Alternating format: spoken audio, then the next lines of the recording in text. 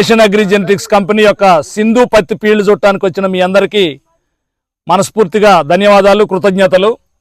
అలాగే మన బూక్యా దేవిలాల్ అనే మీ అందరి సుపరిచితుడు, మీ గ్రామ రైతు, ఆయన దాంట్లోనే మనం సింధు ఫీల్డ్ చూపించడం జరుగుతుంది. ఆయన మన కంపెనీ ఒక డెమో ప్యాకెట్ ఒకటి ఇచ్చి తర్వాత మిగతా ప్యాకెట్లు ఆయన డబ్బులతో ఆయనే కొనుక్కొని సాగు చేశాడు. ఇది మనందరికీ ఇది చూపించే అదృష్టం కలిగించినందుకు ఆయనకు కూడా మీ అందరి తరపున మరియు మా కంపెనీ తరపున మనస్ఫూర్తిగా కృతజ్ఞతలు చెప్తున్నాను. ముఖ్యంగా ఈ సింధు ఫీల్డ్ మీకు చూపించడానికి ముఖ్య కారణాలు ఏంటంటే దీంట్లో కొన్ని మంచి లక్షణాలు ఉన్నాయి. ఇది తొందరగా కాపుకొస్తుంది కాబట్టి రెండో పంటకు అనుకూలం.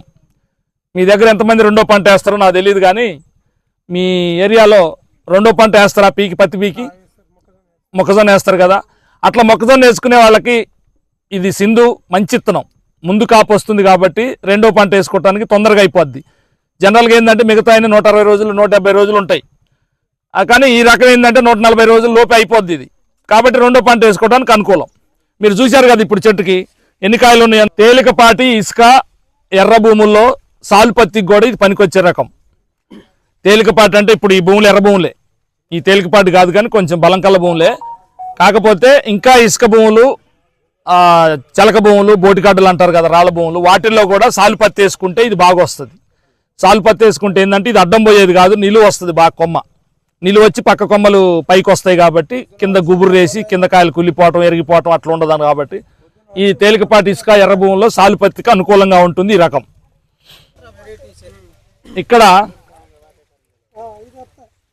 ముందుకు రండి అన్న, కొంచెం ముందుకు రండి.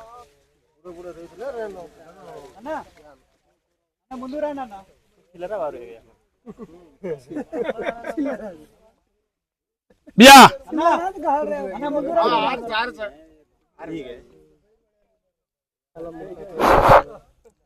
ఇది సింధుకి ఇంకో ముఖ్య లక్షణాలు ఉన్నాయి. రసం పీల్చే పురుగును, తలమాడును అంటే టీఎస్వి అంటారు, టుబాకో వైరస్ అనేది ఇంతకుముందు మీకు అందరికి చిరపరిచయమే. తలమాడు వాటన్నిటిని కూడా సమర్థవంతంగా తట్టుకునే మంచి లక్షణం ఉంది సింధులో. మీరు గమనించాల్సింది ఏంటంటే ఇప్పుడు చూడండి, ఎక్కడైనా ఒక చెట్టు కూడా మీకు తలమాడు వచ్చినట్టు కానీ లేదు. ఇంత ఆరోగ్యకరంగా అది సింధు లక్షణాలై. వేరే క్రాపులు పాడైపోతున్నాయి అన్ని చోట్ల. ఇది రసం పీల్చే పురుగుని, తలమాడుని సమర్థవంతంగా తట్టుకునే రకం సింధు.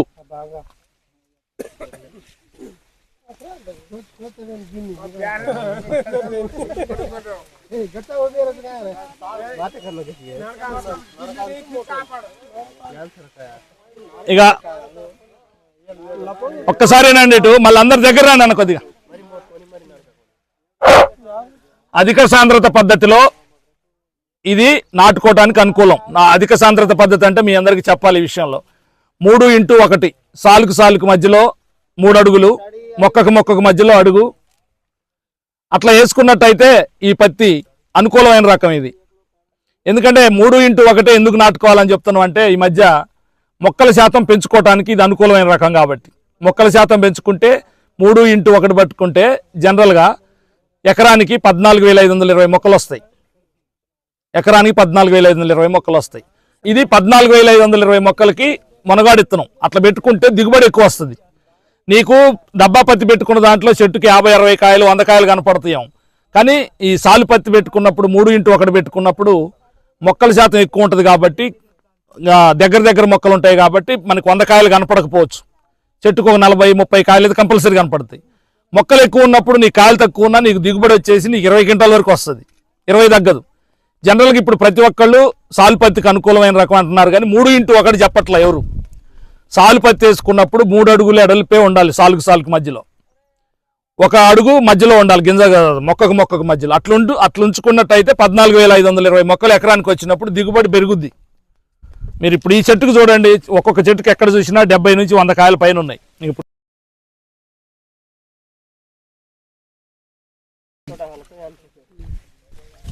ఇంకొకటి, అధిక సాంద్రత పద్ధతిలో ఎక్కువ మొక్కలు నాటుకుంటే చాలా మందికి డౌట్ ఉంది, బాగా చేను పెరిగిపోయి తర్వాత కాసిద్దో కాయదో అనే అనుమానాలు ఉంటాయి. కానీ ఇందులో అట్లా కాదు. 70 నుంచి 80 రోజుల వ్యవధిలో ఒకసారి చమత్కార్ మంది ఐడియా ఉందిగా మీకు, గ్రోత్ రెగ్యులేటర్ అంటారు దాన్ని. అది కొడితే పెరుగుదల ఆగిపోద్ది అని భయపడతారు, కానీ పెరుగుదల ఆగదు, అది ఆపదు. అది ఏం చేస్తుందంటే ఇప్పుడు అడదిడ్డంగా పెరిగే వాటిని ఇప్పుడు ఒకటి పెరిగిపోతుంటుంది, ఒకటి కొద్దిగానే ఉంటుంది, కాయలు పడంగానే ఇష్టం వచ్చినట్టు పెరుగుతూ ఉంటాయి. అది గ్రోత్ రెగ్యులేటర్ ఏం చేస్తుంది అంటే చేను మొత్తం ఒకటే యూనిఫామ్ లాగా ఉంచుతుంది ఆ మందు కొట్టుకుంటే. అలాగే మళ్ళీ ఇట్లాంటి బలమైన భూములు, ఇట్లాంటి రైతులు సాగు చేసేవాళ్ళు బలంగా పెట్టుబడులు పెట్టినప్పుడు దాన్ని మళ్ళీ అది 14,520 మొక్కలు వచ్చినప్పుడు చమత్కార్ లాంటి మందు కొట్టుకుంటే మీకు అది గ్రోత్ రెగ్యులేటర్ వచ్చేసి విపరీతమైన పక్క కొమ్మలు పెరిగి విపరీతం కాపు వస్తుంది. దానికి కూడా మన సానుకూలమైన పత్తి అన్నమాట సింధు. దీంట్లో ఇంకొకటి 70% పత్తి మనకి ముందే వస్తుంది. మొదటి 2 తీతల్లోనే 70% పత్తి మనకి చేతికి వస్తుంది. 70% పత్తి అంటే ఇప్పుడు 100 కాయలు కాసినాయి అనుకోండి, 70 కాయలు పత్తి పగిలింది మనకి ముందే 2 తీతల్లో వచ్చేస్తుంది. అప్పుడు ఏమవుతుంది, గులాబీ రంగు పురుగు బెడదని తప్పించుకోవచ్చు మనం. 2 తీతల్లోనే మనకి దగ్గర 70% పత్తి ఇంటికి వస్తుంది కాబట్టి గులాబీ రంగు పురుగు అనేది బెడదని తగ్గించుకోవచ్చు. అలాగే దగ్గర కాపుతో కాయ పూర్తిగా విచ్చుకొని పత్తి తీయటం చాలా తేలిక. దగ్గర కాపు కాయ పూర్తిగా బలుగుతుంది. మళ్ళీ మిగతా వాటిలో రకాలు ఏమైందంటే 4 పచ్చలు తీసి 5వ పచ్చ ఇరక్కపోవటం, కూలీలు మళ్ళీ ఒకసారి దాన్ని తీయటానికి ట్రై చేయటం, తీసినది గుడ్డు పత్తితో పుచ్చు పత్తితో రావటం అట్లా ఉండదు. ఇది కాయ బగిలితే మొత్తం నిండుగా బలుగుతుంది. నిండుగా బలిగినప్పుడు తీయటానికి ఈజీగా ఉంటుంది. కూలీలు కూడా చాలా తక్కువ పడతారు. కూలీల ఖర్చు కూడా బాగా తక్కువ అయింది దానివల్ల. నూగు కలిగి ఉండటం చేత అన్ని చీడపీడలను తట్టుకుంటుంది.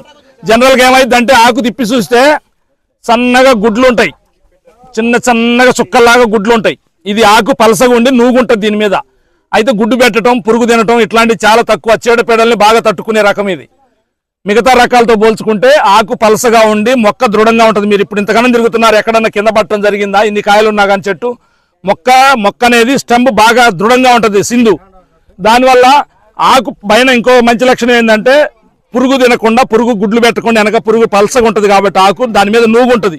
నూగున్న ఆకు మీద పురుగు ఎక్కువసేపు ఆగదు, అసలు గుడ్లు పెట్టడానికి కూడా ఛాన్స్ ఉండదు దానికి. దీనికి ఆకు మీద నూగు ఎక్కువ ఉంటుంది, వెనకాల గుడ్లు పెట్టే అవకాశం లేదు. రసం పీల్చే పురుగుని అన్నిటిని కూడా సమర్థవంతంగా తట్టుకొని కనీస దిగుబడి వస్తుంది. మీరు చూశారు కదా ఇప్పుడు చెట్టుకి, ప్రతి చెట్టు గమనించండి మీరు, ఆకు చాలా పలసగా ఉంది మిగతా రకాలతో పోల్చుకుంటే.